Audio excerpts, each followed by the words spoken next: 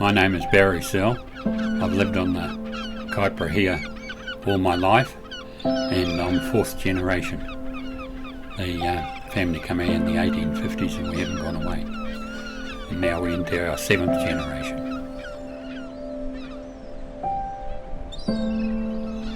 As a 9-year-old, I seen this fella scratching in the hills, and I went down and asked him what he was doing after 2 or 3 days of watching him, and he told me he was looking for Toheroa, and he was looking up in the dunes itself. And I said to him, "None here, they're out on the beach." He says, "You come here," and he had a microscope and looked through the microscope and seen the eggs hatching, and that set me on a trail which I've carried on all my life. Well, I'm Ron Halliday, and I'm a committee member of the Diagonal Museum.